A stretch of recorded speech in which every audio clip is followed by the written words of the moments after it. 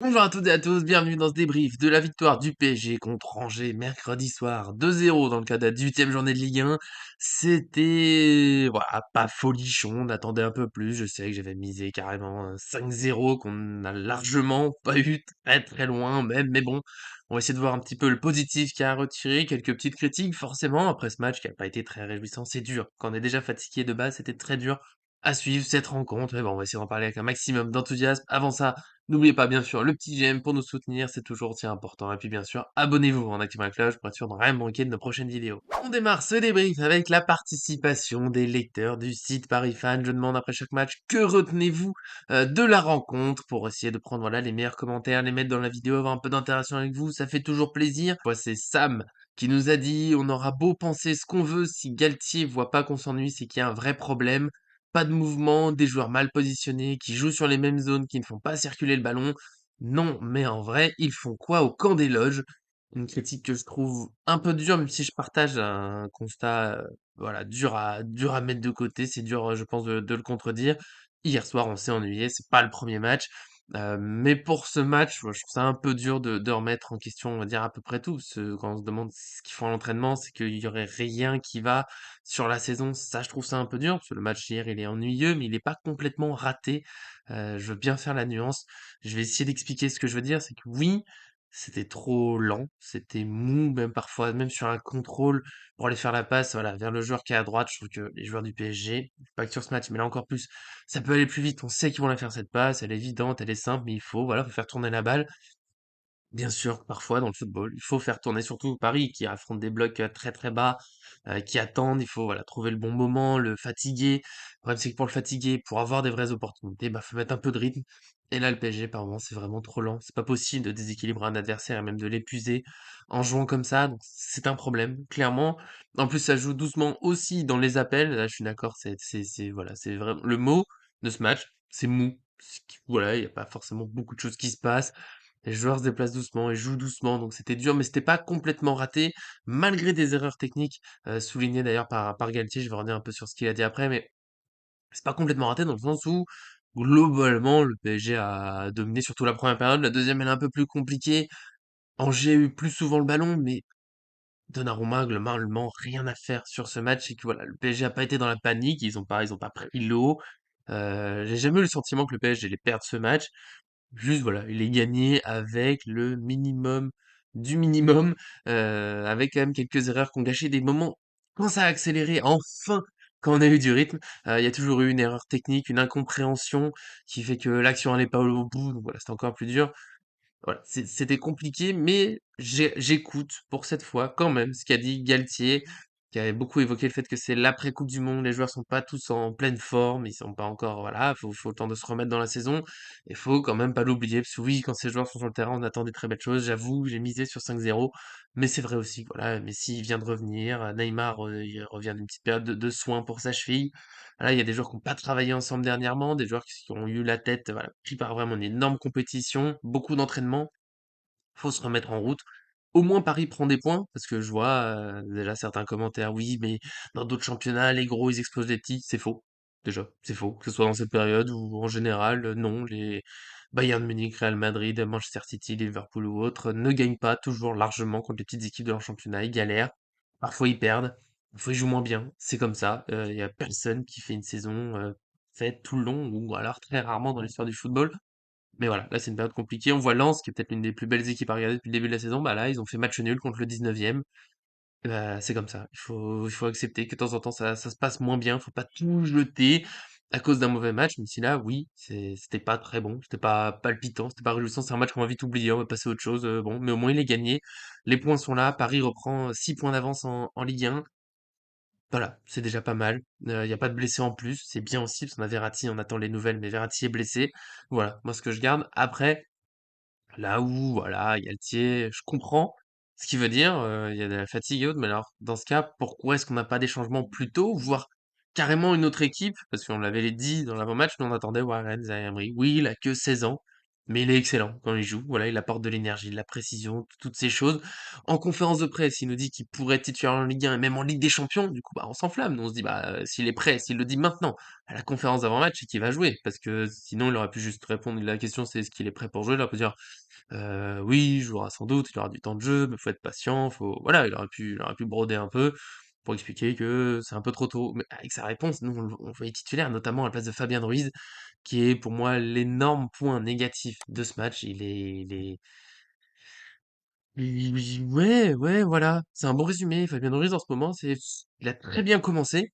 J'ai eu beaucoup d'espoir. Je pense toujours que c'est un excellent joueur, un simili Thiago Motta, un peu plus offensif, un peu moins excellent maître à jouer qui peut voilà passer le match à marcher, mais il est toujours là où il faut, comme il faut, tout ce qu'il faut, donc ça passe, c'est parfait. Mais là, voilà, je trouve qu'on le voit pas beaucoup dans le match.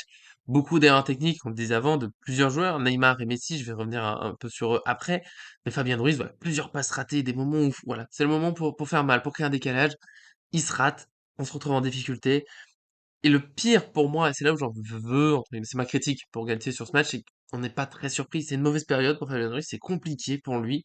Voilà, il a du mal. Pourtant, il n'a pas joué la Coupe du Monde. Il est à l'inverse d'un Mukiele qui a profité de la trêve pour revenir en pleine forme. Et Mukiele, je vais aussi en parler juste après.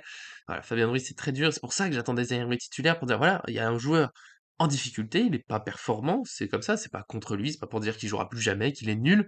Mais en ce moment, il est pas performant. Il y a un autre joueur qui est performant, qui est certes plus jeune, mais qui fait le travail. Il peut être titulaire. Et je tiens à souligner très rapidement, parce que je regarde un petit peu mes homologues, compères, collègues, tout ce que vous voulez, on les appelle comme on veut, mais les autres personnes qui font, les autres médias, les autres personnes qui font des vidéos sur le PSG. Et voilà, j'ai la tristesse de voir un Sacha Benita, je me permets, oui, qui ment aux gens dans ses titres, dans ses vidéos. Je le tiens à souligner pour ceux qui auraient vu sa vidéo avant, qui viennent ici maintenant. Non, Luis Campos n'a pas indiqué à Galtier de titulariser Vitinha à la place de Zaïre Emery. C'est pour le moins stupide comme affirmation, c'est faux, c'est mensonger, c'est pas bien de faire ça. Pour moi, c'est important de le démentir ici. Pour ceux qui l'auront vu, bah, c'est toujours ça, parce que déjà, c'était pas Vitinha qui serait sorti si Serie avait joué, c'était vraiment Fabien Ruiz qui était évoqué. Vitinha, tout le monde s'attendait à le voir titulaire, il a été très bon contre Châteauroux, là, il a fait un énorme travail défensif encore. Donc voilà, je voulais cette petite parenthèse pour éviter de laisser des mensonges filer comme ça à travers les supporters du PSG. Je trouve ça triste. Et on revient donc sur le match avec, bon voilà, Zaïre Emery finalement il est rentré à la fin, il a été bon comme souvent. Après le gros point négatif du match, je vais souligner pour moi la petite étoile, le presque coup de cœur, même s'il y a encore mieux à faire, mais Nordi Mukiele, comme je disais, Fabien Ruiz, lui, il s'est un peu perdu pendant la trêve à cause de la Coupe du Monde. Nordi Mukiele, je trouve que c'est le grand gagnant de cette trêve, avec en plus Hakimi, qui là a eu besoin de repos, hein, qui est un peu de côté. Et ben Mukiele, il en profite, il est titulaire, il enchaîne, ça lui fait du bien, on voit qu'il prend confiance. Je trouvais que dans le premier match, il était très timide, il tentait pas grand-chose. À la reprise, il a commencé à tenter des choses, mais il ratait un peu sur les matchs amicaux, sur les premiers matchs officiels. Et là, petit à petit, bah, il est décisif. Deux passes décisives, notamment la première, je trouve que le centre au sol, il est voilà, parfait, c'était pas facile, il est pas juste à côté du joueur, et Kitiki est pas complètement seul quand il lance son appel. Le centre est parfait, il n'y a plus qu'à finir. Allez hop, c'est le but. La passe pour Messi, elle est un peu plus simple, et il y a le génie de Messi aussi pour finir, mais bon, il est décisif. Ça fait du bien, c'est très bien de voir que le PSG a enfin 2 options à droite. Après Mukiele et Hakimi, c'est des profils différents. Mukiele, il est un peu au-dessus dans les duels aériens. Défensivement, en général, peut-être aussi. Hakimi est plus à l'aise avec le ballon. Mukiele a plus de puissance. Voilà, ça permet d'avoir des choix. Mukiele peut aussi jouer en défense centrale. On peut avoir des changements au fil du match. Il y en a un qui est fatigué. S'il y a une absence, il n'y a pas à s'inquiéter. Ça fait du bien au PSG parce qu'on a souvent eu des problèmes de latéraux. D'ailleurs, à gauche, je vais en reparler un peu après. Bernat, c'est compliqué, mais voilà. Pour l'instant, on reste dans l'ordre, le positif. Mukiele, bravo, ça fait plaisir. Je trouve qu'il a été trop durement critiqué en début de saison quand c'était compliqué. Faut lui laisser du temps. Ben voilà, il est en train de le montrer. J'espère qu'il pourra enchaîner. La difficulté pour lui sera de continuer comme ça quand il y aura Hakimi, qu'il pourra plus enchaîner tout le temps les matchs. C'est une gestion à trouver pour Galtier, parce que Mukiele, là, faut pas l'éteindre, entre guillemets. Mais Hakimi, évidemment, aussi, qui mérite de jouer, fait de belles choses. Si lui aussi est servi son couloir droit, on pourra avoir un très bon PSG. Mais aussi, si on a du monde dans la surface, parce qu'il y a eu Ekitike, qui, pour moi, fait pas un match particulièrement remarquable. Je peux pas sortir, voilà, plusieurs actions, des appels excellents, mais il fait son match. Et pour moi, c'est déjà pas mal dans ce PSG qui était mou, qui lui a pas donné beaucoup d'opportunités de s'exprimer. Ekitike, sur ce match, dans ce schéma en plus, c'était clairement le buteur. On l'a pas beaucoup vu. certes, quelques déviations. Je trouve que dans les déviations, pour l'instant, il est un peu trop prévisible. Je trouve que l'adversaire sait un peu ce qu'il va faire. Du coup, même s'il a réussi, il se passe pas grand-chose ensuite. Ce serait bien qu'il arrive à être un peu plus surprenant ou peut-être un peu plus vif dans son appel, dans son geste pour être voilà un peu moins lisible. Mais il essaye des bonnes choses. J'aime son envie de jouer avec les autres sans en faire trop. C'est là où, bon, en début de saison, il en faisait beaucoup trop de décrochage. Il jouait dans un style entre Messi et Mbappé. C'est pas ça qu'il doit faire. Galtier l'a dit récemment. Il doit être dans l'axe, près de la surface, proposer des appels vers le but, des fois un appui pour varier, mais vers le but. Et voilà, il a fait le travail, il a mis le but.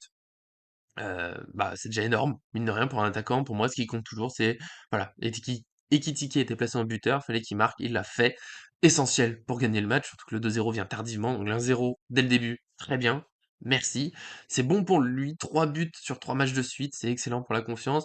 Je reste un petit peu sceptique sur il fallait absolument le recruter, mais tant mieux s'il me donne entre guillemets tort. C'est pas que je l'aime pas, mais voilà, j'arrive pas à voir l'excellent joueur qu'on me promettait. C'est un très bon joueur, mais est-ce qu'il a une place sur le long terme au PSG pour gagner la Ligue des Champions? Ça, c'est là que c'est comme ça que le PSG doit faire son recrutement, c'est dans cette optique. On verra. En tout cas, j'aime bien ce qu'il est en train de développer, donc j'espère que ça va dans le bon sens, qu'on aura de très bonnes choses et surtout que bah, il a été décisif comme Messi pour son retour. J'ai vu beaucoup de commentaires sur un très bon match de Messi, il a beaucoup apporté. Et bah, peut-être que je suis fou, vous me le direz dans les commentaires, mais moi, oui, mais si, il fait finalement son match comme équipier parce qu'il était décisif. Un attaquant qui est décisif, bah très bien, il participe au but, il finit voilà, avec un génie. Je trouve ça hallucinant. Ce nombre de buts qu'il met en faisant une petite passe, c'est même pas des frappes, voilà, c'est tout doux, mais c'est pile quand il faut, la surprise comme il faut sur le gardien, placé là où il faut. Voilà, c'est du génie pour que ça paraisse aussi simple, aussi mou, mais voilà, au moins c'est fait, c'est but. Mais sans ce but, son match, il est mitigé, quelques bonnes tentatives, quelques bonnes passes, mais aussi plusieurs ratés, mine de rien. Et à côté, j'ai vu beaucoup de critiques sur Neymar, qui pour moi fait un match assez proche, mais un peu mieux dans le jeu. Il y a plusieurs passes. Je crois qu'en fait, on s'est trop habitué aux qualités des Neymar, des Verratti, de ces passes au milieu de terrain, qui élimine trois joueurs adverses, qui arrive dans les pieds de son coéquipier, qui lance l'action tout de suite parce que c'est du génie. Il le fait aussi plusieurs fois, notamment en extérieur du pied, que je trouve hallucinant, qui arrive pile pour Messi, et l'action va pas plus loin. Donc la passe de Neymar, on l'oublie un peu, mais elle était géniale. De toute façon, quoi qu'il se passe après, sa passe était géniale, et j'ai l'impression que c'est un peu oublié ce qu'il a pu faire. Il a aussi quelques ratés. On sent qu'il était pas en pleine forme, voilà, sur les fins d'action, c'était parfois un peu lent. Il manquait pile le bon tempo, le bon dosage, le génie habituel des Messi, Neymar. Voilà, je trouve ça bizarre juste que leur match soit mis aussi différent, alors que pour moi c'est assez proche, sauf que Neymar a un peu plus créé, je trouve. Et Messi a marqué un but pour mettre au-dessus de Neymar. Donc voilà. Moi, c'est mon avis sur le match. Et Neymar, moi, ça m'amène voilà, sur le dernier point négatif. Je suis assez triste de le voir. Son duo avec Bernat, globalement, on le voit presque plus par rapport à les meilleures saisons de Bernat au PSG. Ce duo sur la gauche, c'était incroyable. Ça, ils arrêtaient pas de combiner. Ça allait vite. C'était décisif très régulièrement ensemble. Et là, bah, Bernat, c'est dur de revenir depuis sa longue blessure. Il rejoue, c'est pas si mal, c'est pas tout raté, mais c'est très, très, très loin d'une meilleure niveau de Bernat, qui était incisif, toujours à proposer dans son couloir. Voilà, c'est cette petite course dans le dos de l'adversaire, prêt à faire des bons centres, le dribble qu'il faut quand il fallait, le 1-2, le machin. Là, voilà, c'est compliqué. Bernat, il revient. Je sais pas s'il a peur de se faire mal, s'il arrive pas à retrouver toutes ses jambes, s'il est pas en confiance. Mais pourtant, il a marqué au dernier match. J'espère que ça le propulse un peu. Mais voilà, pour moi, il est tout timide, tout. Presque, il a peut-être peur de se faire mal. Je sais pas. Faudrait lui demander. Mais ouais, ce petit blocage. C'est dommage. J'ai eu la très belle action avec Messi. Il veut absolument lui refaire la passe. Alors que là, bon, fallait frapper. Ça peut arriver. Mais voilà. Bernat, c'est compliqué. J'espère qu'il pourra se relancer. C'est comme je disais tout à l'heure, on a deux très belles options à droite. Ça va bien d'avoir deux belles options à gauche parce que pour de vrai, l'absence de Nuno Mendes, on la voit bien. C'est voilà, il y a quelque chose en moins sur le couloir gauche. Alors c'est pas les mêmes profils, mais Bernat, c'est vraiment moins. C'est pas juste différent. Je trouve en ce moment que Hakimi, Mukiele, pour moi, ça restera différent. Bernat, pour l'instant, voilà, c'est un atout moins fort que Nuno Mendes. Alors oui, Nuno Mendes est excellent, mais Bernat, dans ses meilleurs moments PSG, il a vraiment été très très fort. Là, c'est en dessous. J'espère qu'il pourra se relancer. Et pour moi, voilà, c'est le tour du match global. Il y a des autres choses, oui. J'ai essayé de sortir le maximum de choses, mais c'est un match, voilà, assez mitigé, un peu soporifique par moment. Au moins, le PSG fait le travail. Il gagne. On va vite passer à autre chose. On espère, bien sûr, beaucoup plus contre Rennes ce dimanche. Aussi, là aussi, je réponds à plusieurs remarques que j'ai vues, notamment, on se sert Sacha Benita qui se fatigue pas trop. Pardon. Voilà, il a dit tout de suite il est inquiet pour le Real Madrid, pour l'OM en février, mais voilà, ce genre de remarques, pour tout le monde, hein, j'en ai vu d'autres, rester calme, tranquille. Ça sera un autre contexte, ça sera un autre match, ça sera une autre équipe. Il y a des joueurs qui vont revenir, ils vont travailler, ils vont monter en puissance. Le Bayern Munich, c'est dans un mois, donc commencez pas déjà à vous inquiéter. Tout le monde se prépare tranquillement. On va voir, on va monter en puissance, on va voir comment ça se passe. N'oublions pas les très bonnes choses qui ont été faites sur une grosse partie de la première partie de saison. Là, c'est une période de reprise, c'est un peu particulier. Attendons de voir. Bien sûr, il faudra faire mieux contre Rennes, mais voilà, ça sera un autre PSG, un autre contexte. Donc j'espère qu'ils feront mieux. Sinon, bien sûr, contre Rennes, ça sera compliqué, même si Rennes n'est pas parfait non plus. Ils ont fait des bonnes choses, mais là, voilà, compliqué en ce moment. Là, ils ont perdu à Clermont, certes en prenant des rouges, mais ça fait partie du jeu. Donc on verra comment ça se passe. En tout cas, vous, bien sûr, donnez-moi aussi votre avis dans les commentaires sur tout ce que j'ai dit. Je suis toujours prêt pour entendre des avis qui sont contre les miens, il n'y a pas de souci. On peut discuter tant que c'est dans le respect, un maximum d'enthousiasme aussi, ça fait du bien, même si en ce moment on s'ennuie un petit peu sur le match du PSG. Vous n'en faites pas, ça va revenir. Et puis bien sûr, voilà, je l'ai dit, le petit j'aime pour nous soutenir, c'est toujours important. Abonnez-vous aussi pour ne rien manquer, j'essaie de faire une petite analyse en images sur ce match PSG-Angers. Il n'y a pas eu grand-chose à retenir, mais il y a quand même voilà, cette action du but, moi, que j'ai envie de revoir en détail. Je vais voir s'il y a quelque chose, sinon bah, il n'y aura pas, tant pis, mais c'est vrai qu'il n'y a pas grand-chose d'autre sur ce match. En tout cas, merci à tous de nous retrouver à très bientôt sur cette chaîne.